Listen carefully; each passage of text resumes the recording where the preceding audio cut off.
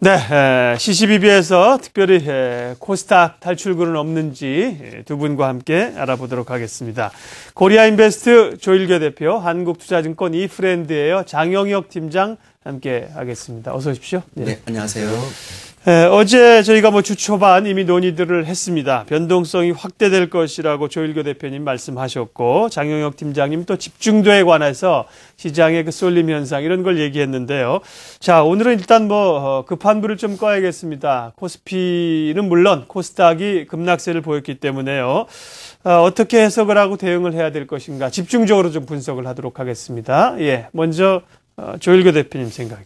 네, 지금의 코스닥, 코스피는 좀 덜해요. 근데 네. 코스닥은 좀 심하다 싶을 정도로 많이 빠지고 있습니다. 여러 가지 원인이 있겠지만, 정말 탈출구가 없는 것인지 한번 체크를 좀 해봐야 될 필요가 있다라는 좀 생각을 좀 하게 되고요. 먼저 그렇다면 코스닥의 이런 하락 자체가 어떻게 가져왔는지 원인 분석이 먼저 돼야지만 되지 않겠나라는 생각을 좀 하게 됩니다. 일단 수급 구조가 상당히 왜곡돼 있다라는 게 첫 번째 형태고요. 하지만 어제도 보셨지만, 이건 어떤 사람들은 마지막 하락의 클라이막스가 아닌가라는 생각을 할 정도로, 지금까지도 많이 빠졌는데 또 한 번의 어떤 매도가 나왔거든요. 하락폭이 컸거든요. 그러니까, 이거 기술적 과매도 구간이 아닌가라는 생각을 좀 하시는 분도 굉장히 많아진 구간입니다.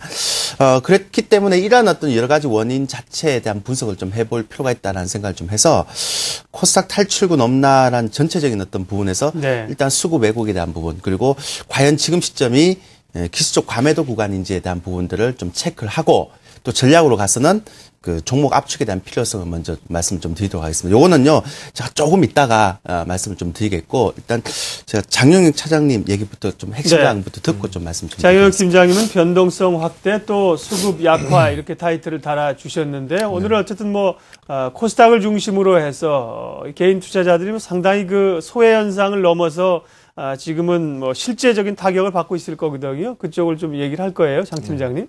우선 코스닥 같은 경우에는 가계대출을 억제한다 이런 당국의 정책이 밝혀지면서 신용주문을 막았죠. 신용주문을 막다 보니까 지금 만기가 돌아오는 주문들에 대해서 지금 해법이 없는 상황입니다. 계속 털리고 있는 상황인 것 같고요. 지금 신용주문이 막히면서 주담보대출 쪽으로 이제 사람들의 자금이 이동을 하고 있는데, 주담보대출은 대용가의 50% 대출이 나갑니다. 그렇기 때문에 지금 예전에 신용주문 나갔던 거에 비하면은 굉장히 턱도 없는 지금 수치가 이제 대출로 잡히게 되는데, 아마 그 부분 때문에 수급적으로 굉장히 많이 꼬여 있는 것 같습니다. 괜찮은 코스닥 주식들이 있었는데 가격대가 벌써 제가 생각했던 가격에서 20% 이상 밀린 종목들도 굉장히 많더라고요. 네. 그래서 굉장히 좀 안타까운 상황인데, 코스닥 소형주까지 매기 이전을 기대하기에는 아직 시간이 조금 남아 보입니다. 매도의 클라이막스를 찍었다라고는 보이는데 빠르게 급반등을 보여줄지는 조금 지켜봐야 될 것 같고, 아직 거래소 대형주들 중에서도 매기 이전 받지 못한 종목들이 상당히 많이 있기 때문에 시간적으로 아직 조금 더 필요하다라는 생각이 좀 듭니다. 우선 제 코멘트서부터 먼저 좀 하죠. 변동성 확대 수급에 대해서 말씀드리고 싶은데, 전일 하락이 북한 때문에 빠졌다라고 보십니까? 그렇다면 시장은 매수를 준비해야 됩니다. 늘 대북 이슈는 단기적인 변동성에 불과했고요. 방송에서 우리가 스페코 빅텍을 언급할 수는 없습니다. 전쟁 관련주, 정치인 테마주 이런 거 방송하자고 아침에 귀한 시간을 시황 타임에 분할하는 거 아니거든요. 전일의 하락은 북한 이슈 때문이 아니고요. 프로그램 기반으로 한 수급 악화가 주요 원인입니다. 몇 개월 후에 주가를 과연 스페코 빅텍 이런 테마주들의 몇 개월 후 주가를 장담하실 수 있겠습니까? 지금 현재로서는 우리가 시황에서 그런 거를 말씀드릴 수 없는 타임입니다. 수급적인 부분서부터 좀 놓고 먼저 말씀 좀 풀어가면, 전일 외국인들이 한 650억 정도 주식을 팔았습니다. 투신권도 700억 정도 매도 주문이 나갔는데, 외국인들하고 투신이 두껍게 매도를 실행한 것은 아니다라고 보여집니다. 물론 어제 거래대금이 4조 3천억에 불과한 거래대금이 굉장히 적게 나왔기 때문에 시장에 영향을 줬을 수는 있습니다. 오히려 국가지방계정에 한 1,000억 원 정도 되는 프로그램 매도가 상당 부분 영향을 준 것 같은데, 주요 원인은 외국인들의 매수세가 멈칫한 상황에서 거래대금이 줄었고 매도물이 나왔다라는 점입니다. 수급의 주요 키를 쥐고 있는 선물까지 좀 같이 살펴보면 외국인들이 지난번에 만기약 사고 나서 기대감이 좀 있었습니다. 근데 역방향 탔구나라는 생각이 들 정도로 지금 크게 매도세로 연속이 되고 있는 상황인데, 요런 점들, 어차피 지금 외국인들이 대량 매수한 삼성전자, 현대차는 안 빠집니다. 어제 주가가 30포인트 빠지는 시장이었는데 삼성전자가 1% 정도 빠졌고요. 어제 현대차는 1.5% 정도 오히려 올랐습니다. 외국인들이 대량 매수한 삼성전자, 현대차가 버티고 있기 때문에 선물 시장에서 이익을 극대화시키고 있는 과정이지, 이것 때문에 시장을 뭐 추가적으로 민다 만다 얘기할 수 있는 상황은 아닌 것 같습니다. 그리고 전일의 괴리도 괴리율, 베이시스를 보시게 되면 상당히 좀 프로그램 매도에 유리한 쪽으로 가고 있기 때문에, 또 지난 3월 동시맞기 때 굉장히 큰 롤오버가 넘어온 상황입니다. 이번 4월 만기일 큰일 났다라고 얘기하는 사람 지금 전혀 없는 상황이죠. 지금 4월달 만기일도 어느 정도 물량 부담에서 자유롭지는 못할 것 같다라는 생각이 좀 듭니다. 12월 만기 이후에 쌓여있는 프로그램 잔고만 아직도 5조 5천억 정도 됩니다. 최근에 프로그램 매도에서 자유롭지 못한 모습을 계속적으로 보여주고 있는데요. 어제 같은 경우에도 2,300억, 6조 원 거래대금 터지는 날 프로그램 2,300억 나오는 것과 4조 3천억 거래대금 터진 날 2,300억 매도대금 나오는 거는, 프로그램 매도 나오는 거는 차원이 다릅니다. 시장에서 압박될 수 있는 요인으로 계산하시는 게 맞을 것 같고요. 중국 CPI 예측치보다 좀 더 나왔습니다. 물가 부담이 좀 있는 쪽으로 나왔는데, 중국이 이랬기 때문에 조금 긴축의 완화 스탠스가 조금 연기되는 거 아니냐, 조금 딜레이 되는 거 아니냐라는 우려감이 있을 수는 있습니다만, 추가적인 긴축으로 가는 모습은 아니기 때문에 너무 크게 우려하실 필요는 없을 것 같습니다. 금요일 GDP 발표까지 한번 지켜보시죠. 네. 목요일 또 옵션 만기를 앞둔 상황에서 어제 대규모의 프로그램 매도까지 나오면서 수급을 위축시켰다는 겁니다. 근데 이 수급이 꼬인 상황이 단기적인 거냐, 주간을 끼고, 아니면 이제 지속적으로 수급이 약화되느냐, 수급 얘기를 조일교 대표님까지 얘기를 듣고, 오늘 우리 주제는 어쨌든 코스닥의 탈출구 얘기니까 이후에 전략적으로 좀 갈게요. 네, 조 대표님. 코스피, 코스닥 수급을 다 같이 한번 말씀을 좀 드리겠습니다. 이게 비교하면 보기가 훨씬 더 좋거든요. 자, 수급 점검 일단 거래소 쪽으로 먼저 가도록 하겠습니다. 준비한 자료 보시면서 같이 한번 느껴보세요. 여러분들 보시면서, 아, 저렇구나, 저런 변화가 있구나라는 걸 한번 생각해 보십시오. 자, 준비한 자료 보시면 어떻습니까? 제가 1월, 2월, 3월, 4월 거래소 쪽에 수급, 외국인, 기관, 개인, 연기금 뺐습니다. 기타 법인도 뺐습니다. 근데 이제 나머지가 기타 법인이 되겠죠. 보면 1월 달하고 2월 달은 확실히 외국인들이 많이 사요. 여기는 앞서 얘기 드렸던 것처럼 환율에 대한 매력도 있고, 또 전체적으로 봤을 때 지수에 대한 매력도 있고 상당히 좋았기 때문에 많이 돌았습니다. 기존의 차익에 대한 부분이 굉장히 있기 때문에 돌았는데, 그때만 1월 달만 하더라도 개인만 5조 6,349억이 매도가 들어왔지, 2월 달부터 3월 달까지는 본격적으로 이제 주식형 수익적 환매가 나오면서 기관의 매도가 상당히 많이 나온 형태입니다. 근데 지금 4월달 보더라도 외국인들은 6,500억 정도 현물 매도의 포지션 자체는 유지하고 있지 않습니다. 그러니까 1월달부터 시작해서 4월달까지 전체적으로 봤을 때 외국인들은 현물 매도는 하지 않습니다. 그리고 지금 기관들이 일단 매도는 좀 하고 있지만 2월달처럼 강력하게 지금 펀드 환매에 대한 부분도 없습니다. 그리고 3월달처럼 개인들이 가장 강력하게 매수를 하는 그런 구조도 아닙니다. 그러니까 즉 4월달 지수 하락은 앞서 우리 장용영 차장님이 얘기했던 것처럼 프로그램 매도, 즉 다시 얘기하면 파생에 따라서 변동성이 확대되는 구간입니다. 그러니까 그만큼 수급 구조가 취약하다는 걸 3월달 확인을 해버렸죠. 펀드 환매에 따라서. 그러면 당연히 그 웩도덕 현상이 일어날 테고요. 그렇게 되면 프로그램에 따라 상당히 많이 흔들리긴 하지만 전체 수급 자체가 외국인들이 빠져나간 수급은 아닙니다. 그러니까 이거는 어디까지나 변동성 장세라고 볼 수 있죠. 두 번째 자료 보도록 하겠습니다. 코스닥은 상황이 틀립니다. 자, 보세요. 코스닥은 1월 달에 외국인들이 821억 매도가 나왔다가 2월 달에 800억 매수를 했는데 이때까지는 그나마 나쁘진 않았어요. 근데 3월 달, 4월 달 좀 외국인은 거의 손을 놓고 있습니다. 거기에 비해서 기관이 3, 4월 달에 지금 기관 매도가 많네요. 5천억 매도입니다. 이게 이제 주식형 펀드 환매가 들어오니까 그래서 몇몇 종목 살려놓고 코스닥 다 패버리는 거거든요. 그리고 로스컷 규정이 있기 때문에. 근데 문제는 그게 중요한 게 아니라, 이거 정말 대단하죠. 1월 달에서 2월 달, 3월 달, 4월 달까지 개인들이 9,500억을 매수했습니다. 제가 좀 쓴소리 좀 하나 하고 갈까요? 코스닥 원래 주식이라는 게요, 떨어지면 자꾸 자꾸 추가 매수라고 하는데 말이 좋아 추가 매수지 자꾸 이걸 물타기라고 하는데 물타기를 하면 안 됩니다. 그러니까 특히 거래소의 우량주 같은 경우는 지금 길게 보면서 물타기를 해도 되지만 코스닥은요 물타기를 하면 안 되는데 맨날 떨어질 때마다 이 정도면 싸다. 또 어느 정도의 기준이 나와서 싸다는 얘기는 모르겠습니다. 그러니까 그런 얘기를 좀 안 했으면 좋겠다는 생각을 좀 하고 있고요. 두 번째는 지금 준비한 자 다시 보시면 신용장고나 주식형 수익증권에 좀 계속 빠지잖아요. 신용장고는 다행스럽게 4월 달 정도 약간 약해지긴 하는데 이게 거래소 쪽이고 코스닥 쪽은 이제 제가 보니까 지금 약간 더 빠지면 이제부터 본격적으로 신용 한도에 대한 부분이 축소가 되면 이렇게 되면 이제 신용 물량이 나올 수가 있습니다. 가장 또 바닥에서 나올 수가 있죠. 그래서 제가 앞서 얘기했지만 코스닥 ADR 지표 봤는데 2011년 5월 달 그리고 10월 달 약간 뺐고요. 지금 역사적 ADR 지표가 바닥입니다. 근데 그때 항상 바닥이었을 때 실질적으로 반등을 했지 않습니까? 근데 문제는 뭐냐면 이때하고 지금 틀린 게 지금 수급이 너무 꼬여져 있다는 거죠.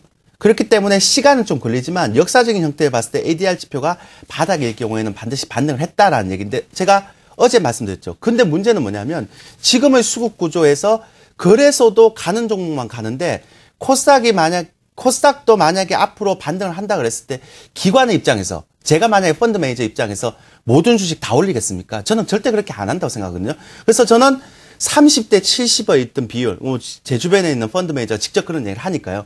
앞으로 코스닥도 지금 많이 떨어졌으면 이 중에서 30%만 고르고 70%는 버리겠다. 그 대신에 70%에서 손실 났는 걸 30%를 밀어갖고 손실을 보존하겠다. 네. 결국은 똘똘한 친구들, 그러니까 펀더멘탈이 되고 업황이 되는 30%만 잡아서 앞으로 땡기겠다. 그런 얘기거든요. 그러면 실질적으로 이렇게 코스닥의 ADR 지표가 바닥이고 많이 떨어져 있다고 해서 방송이나 뭐 다른 데서 코스닥 많이 떨어지니까 간다라고 얘기하는 건 굉장히 무책임한 얘기가 될 수도 있다는 거죠. 즉 지금은 코스닥 기업에서 이거는 펀더멘탈에 상관없이 투자 심리 때문에 모두 다 떨어졌다면 이 주식은 나중에 기관들이 이 정도 가격대라면 충분히 올릴 수 있구나 없구나의 판별하는 종목에 대한 압축만 잘 하시면 실질적으로 지금 여러분이 가지고 있는 종목, 코스닥 종목 중에서 손실률을 상당히 만회할 수 있는 어떤 기회가 될 수 있다는 얘기죠. 근데 만약 여기서 종목 선정을 못하게 버리면 반등해도 지금 거래소가 똑같은 꼴이 날 수가 있다는 겁니다. 그래서 거래소는 차차고라도 코스닥에요. 지금 ADR 지표가 70 이하로 내려왔다면 굉장히 좋은 기회인데 예전하고 틀립니다. 정말 종목 선정을 잘 해야 된다라고 말씀을 좀 드리고 싶습니다. 네. 자, 이 코스닥의 최근의 이 급락 현상이 쏠림 현상의 시장 구도와 기관의 그 행태와 관련이 있다는 말씀입니다.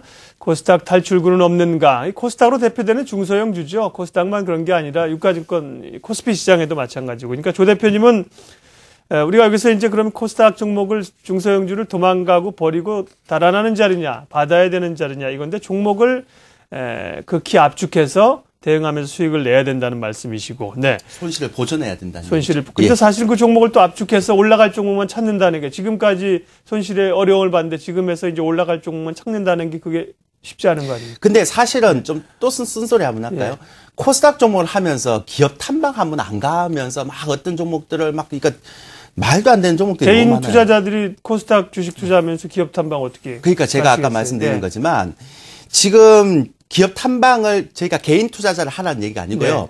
방송에 나오는 출연자들 역시도 코스닥의 기업 탐방을 갔다 오신 분들이 있으면 아니면 이게 리포트 자료하고 좀 틀립니다. 그리고 리포트 자료가 없는 종목을 추천하는 경우도 많아요. 그러니까 리포트 자료가 없다라는 얘기는 무슨 얘기입니까? 네. 그만큼 기관들도 관심이 없다는 얘기인데 그걸 가지고 막 좋다라고 얘기하는 게 또 문제죠. 그러니까 제가 말씀드린 게 이제부터라도 코스닥 종목 좀 발굴을 좀 해야 되는데 제가 그거는 다음 주가 시간이 되는 대로 이렇게 업황이나 종목을 우리 한 발굴을 좀 해보도록 하죠.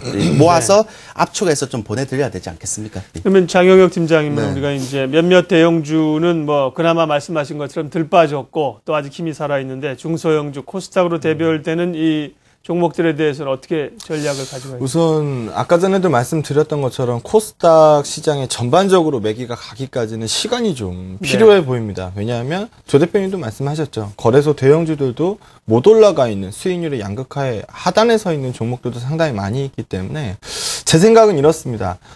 지금 올라갈 만한 코스닥 종목들을 골라 세워라. 저 개인적으로 또 괜찮아 보이는 코스닥 주식들은 몇몇 개 있습니다. 양극화 장세가 코스닥에서도 벌어진다고 생각해 보십시오. 코스닥 지수가 올라가는데 내가 가진 코스닥은 또 급락하고 다른 코스닥 주식이 올라간다고 생각하시면은 그때 아마 더 힘들어지실 겁니다. 그렇게 보면 하나의 투자 아이디어인데 지금 거래소 종목들 중에 양극화 하단에 서 있는 종목죠. 비슷한 손실률을 기록했을 것으로 생각되는 쪽으로 주식을 좀 옮겨보는 건 어떨까요? 왜냐하면 코스닥 주식을 들고 기다리는 것보다 거래소 주식을 들고 기다리는 게 훨씬 안정적입니다. 그렇기 때문에 비슷하게 빠져있는 괜찮은 종목인데 비슷하게 빠져있는 거래소 주식들로 눈을 돌리시는 것도 네. 괜찮을 것 같습니다. 이 부분 참고해서 좀 보시면 좋을 것 같고요. 예. 오늘 전략 바로 말씀을 좀 드리도록 하겠습니다. 전략 한번 얘기를 좀 드려보면은 전 좀 이렇게 생각합니다. 북한 이슈 때문에 주식을 팔아라. 이렇게 말씀드릴 수는 없습니다. 이제까지 보면 항상 단기적 중에 불과했고요. 지금 북한의 미사일 관련된 얘기가 나온 지 1개월은 됐겠죠. 네. 1개월 정도 됐을 텐데 어제서야 갑자기 시장에 반영된다? 이건 아닙니다. 어제 공교롭게 거기에 묻혀서 영향력이 커진 거지 이게 시장의 하락을 의원했다라고 보기에는 좀 어려울 것 같고요. 다만 이제까지 제가 계속 말씀드렸던 게 빠져봐야 1950이라는 말씀을 드렸습니다. 환율 차트를 한번 보시면은요. 제가 이제까지 빠져봐야 1950을 줄기차게 말씀드릴 수 있었던 거는 환율은 올라봐야 1140원이라는 가정 하에서였습니다. 근데 지금 만에 하나라도 환율이 위에 쪽으로 강하게 튀어 올라가는 모습이 나온다라고 하면 시장은 단기적으로 언더를 찍을 수는 있습니다. 1950에 살짝 밑을 찍을 수는 있어도 환율이 지금 그 대북 관련된 이슈가 빠르게 안정화 쪽으로 들어간다라고 하면 원달러 환율이 높게 유지될 필요가 없습니다. 그렇기 때문에 시장의 하락이 여전히 좀 제한적이다라고 보는 시각이고요. 전일에 제가 3월 달에 조세회피 지역 자금 들어온 거 말씀드렸죠. 만약에 여기서 환율이 튀기 시작한다, 위로 튄다. 그러면은 3월 달에 들어왔던 자금들은 환차손에 노출됩니다. 그렇게 되면 빠르게 또 수급의 역회전이 걸릴 수 있으니까 주식 투자하면서 환율 안 보시는 분들 많은데 환율 여기서 추가적으로 강하게 오르는 거는 다소 위험합니다. 다 팔고 전쟁 관련주를 사라? 이거는 늘 개인 투자자가 그렇게 테마주에 꼭지를 잡았습니다. 이번에도 그런 룰을 범하지 마시고요. 정말 전쟁이 터지면 그 주식들이 대박을 치실 것 같습니까? 절대 그렇지 않습니다. 시장은 시총 상위주가 결정하는 거지 절대 테마주가 결정 못하는 법입니다. 흔들리지 마시고 시장 잘 보시기 바라겠습니다. 네. 자, 오늘은 코스피도 하락했지만 3% 급락한 코스닥의 개별주들, 중소형주들 탈출구는 없는가 두 분과 함께 얘기했습니다. 정리하면요. 조일교 대표님은 코스닥 종목 가운데 종목을 더 압축해서 정말 분석을 제대로 해서 갈 수 있는 종목으로 손실을 만회하자는 거고요. 장영혁 팀장님은 오히려 그 기회를 코스피 시장 쪽으로 가서 상대적으로 유망하지만 못 오른 종목들, 기존에 뭐 화학이나 정유나 중국 관련주들 얘기하시거든요. 이런 쪽에 좀 대신 올라가서 좀 수익을 내보자 이런 말씀이십니다. 장영혁 팀장님 생각에 조일교 대표님은 어떻게 생각해요? 시간은 없어요. 짧게만 좀 코멘트 오늘 하시고 마무리하세요. 장영혁 팀장님이 이제 코스닥 대신에 그 기회를 코스피에 떨어진 종목들을 가져가서 다시 좀 만회하자는 생각에는 조일교 대표님은 어떻게 생각하시나요? 저도 동의죠. 네. 근데 이제 문제는 뭐냐면 코스닥에 신용이 많이 들어간 분들은 사실은 팔면은 남는 게 없었거든요. 그것 때문에 지금 문제가 되는 거죠. 신용 관련된 거는 저희가 어떻게 해드릴 수 없는 부분, 레버리지가 안 되죠. 그래서 이제 알겠습니다. 그 부분 얘기를 좀 하시면 될 것 같습니다. 장영혁 조일교의 CCBB 시즌3. 오늘은 코스닥에 대해서 여러분들 답답해 하시고요. 정말 어려우실 것 같아서 그 얘기를 좀 해봤습니다. 조일교 대표, 장영혁 팀장 함께 했습니다. 고맙습니다. 감사합니다.